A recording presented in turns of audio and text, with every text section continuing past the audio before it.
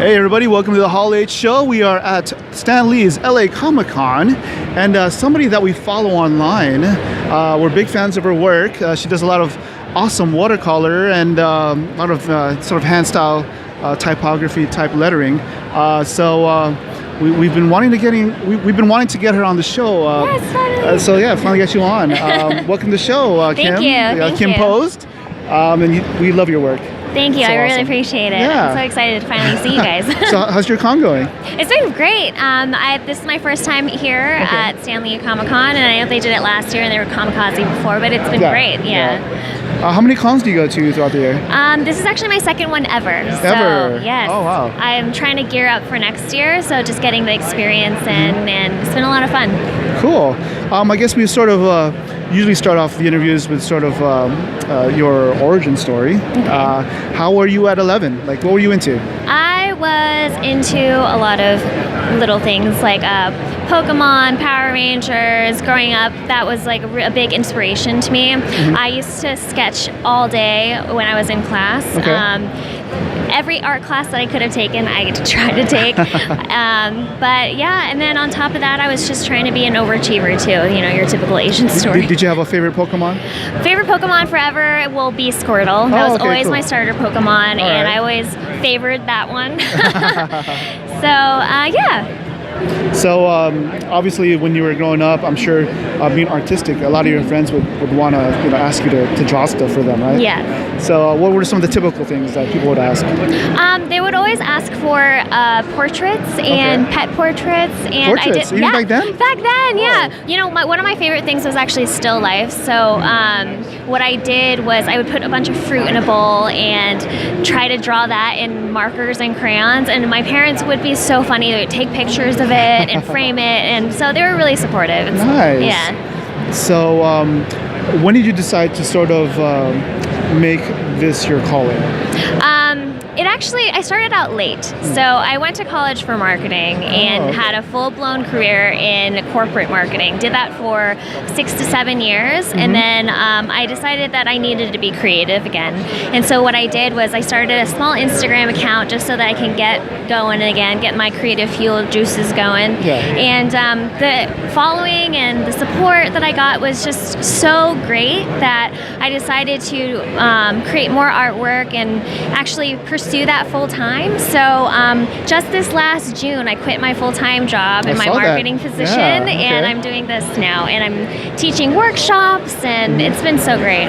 So I wouldn't turn back. Okay, awesome. I'm glad that it's worked out for you. Yeah.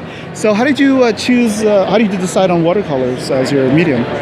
Watercolor was just a medium that I had always wanted to try out. I didn't actually play around with watercolor until recently. I was always an acrylic and marker fan, colored pencils, things like that. Yeah. But watercolors are just so easy to just mess around with and clean up, and so I had to give it a try, and I fell in love with it. It was great, yeah. So from start to finish, how long did it take for you to get proficient at it? I want to say about 6 months to a year. I mean, I'm still learning, I think. There's still lots of avenues that I would like to try with watercolor, and it's just a growing process over time as an artist, you know? Now, obviously you were creative ever since you were a kid. Yeah. But I'm curious, I'm a graphic designer myself. Yeah. Like how you got into typography. Like, it's so awesome.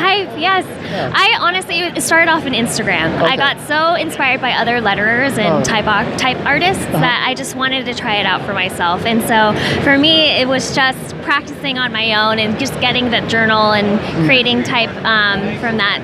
But I only started about a year and a half ago with the lettering, so it's been so much fun. Like, as an alternative. A year and a half ago? Yeah, a year and a half ago. My gosh. That just shows how good you are. Oh, thank you. I appreciate it. So, seeing as how you were able to turn your love and passion into a business, I want to ask you two things. Do you have any advice for artists out there who sort of want to pursue that part, make their hobby into a business, and going forward, like, what other piece of advice can you share to promote, help them reach that level? One of my biggest advice to any young artist who wants to get out there and actually promote their work is to really try to connect with other artists. They really have so many tips to share, so much advice that they could give you. And so what I actually learned from the con scene is just talking with other artists that I've met, and they have been so helpful.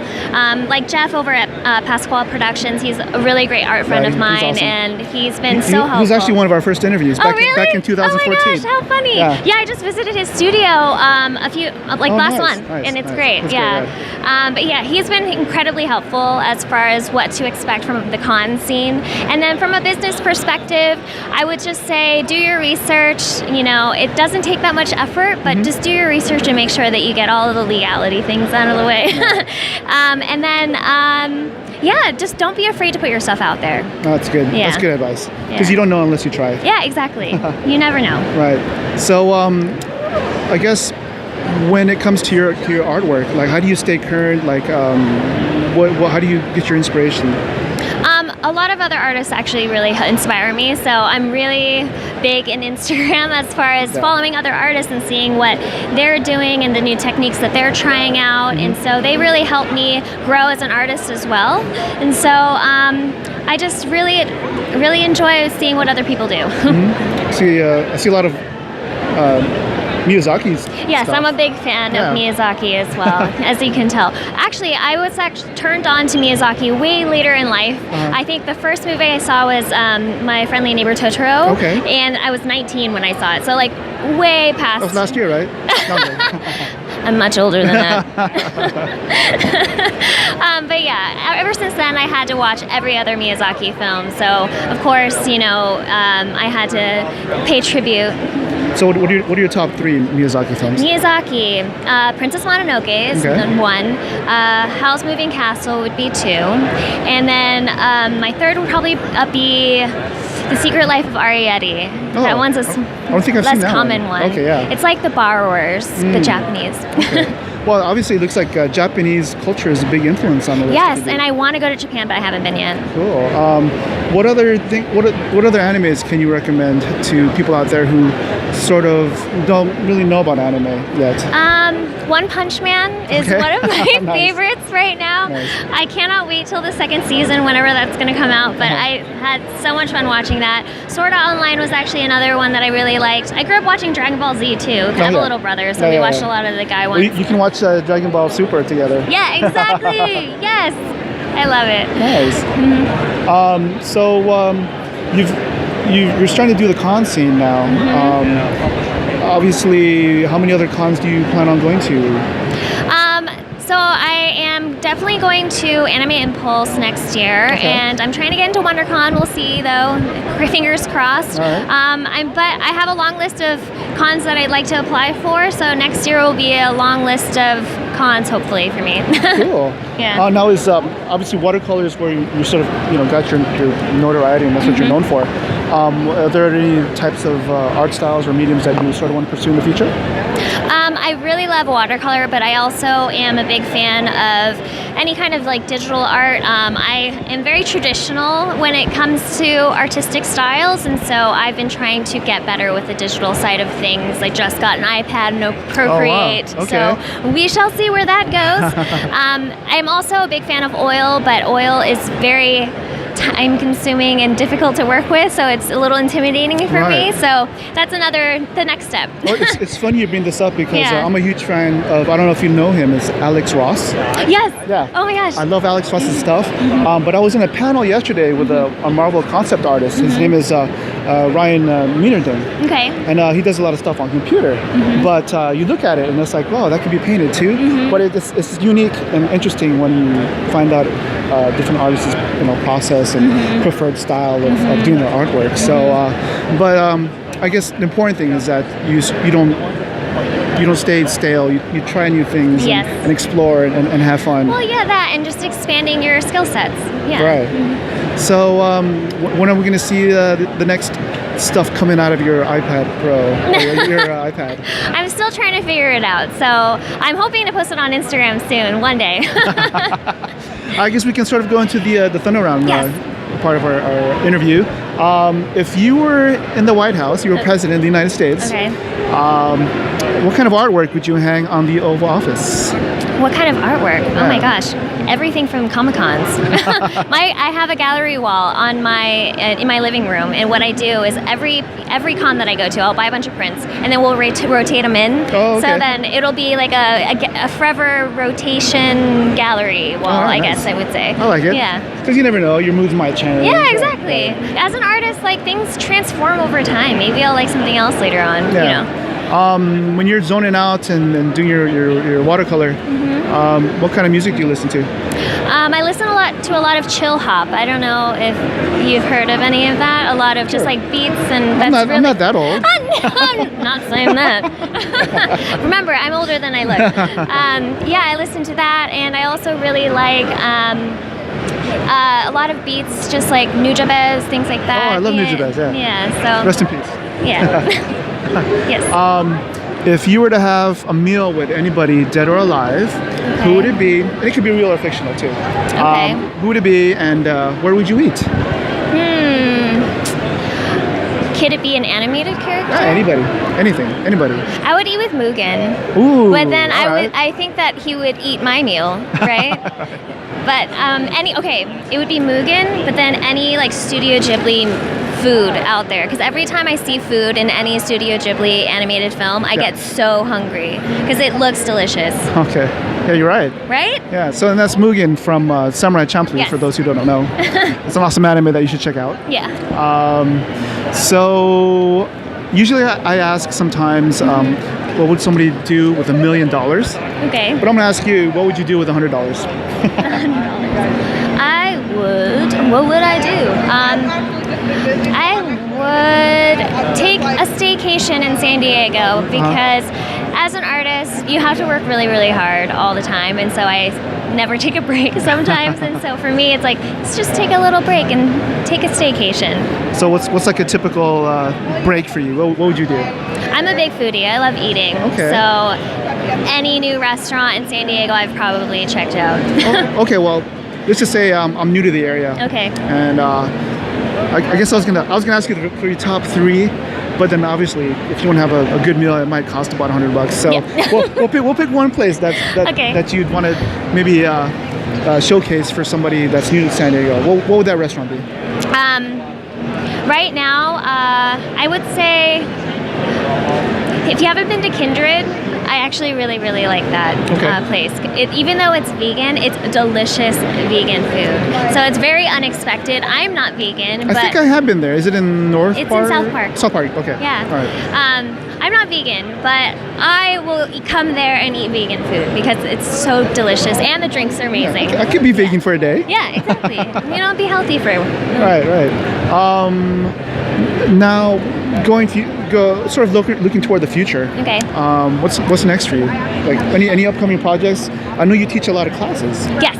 So I teach watercolor workshops as well as lettering workshops, and so right now I've just focused on the floral watercolor. I want to expand and try to connect other mediums in there. So, I mean, not just mediums, but topics of watercolor. So maybe we can do a comic version watercolor workshop, and then I also want to do maybe a tropical or desert theme. So I've been working on different booklets on how I could expand those workshop series, but it's so great teaching other people because they always think that they're not artistic, and I tell them you can be artistic, you just never know until you try. And everyone that I've taught thus far has turned out amazing work, and people who say that they're not artists end up being amazing artists it's funny you mention that because I had this conversation one time with somebody who said the same thing. He said, I'm not artistic, blah blah blah blah blah. So one day I said, let me see your spreadsheet, your Excel spreadsheet, all right? He opened it up, and it was so immaculately arranged, and he had like the titles and the subheaders a certain color, basic graphic design principles were there. So I kind of thought, blah blah blah blah. I kind of explained to him, the ins and outs of design, and yeah, you're artistic, but you're a different kind of artist. You know, so people have their own skill sets. Yeah, You exactly. just sort of have to apply it a little bit I differently. love that story. Yeah. Oh my gosh. So, yeah, that was pretty eye-opening for him. Yes. That was pretty cool.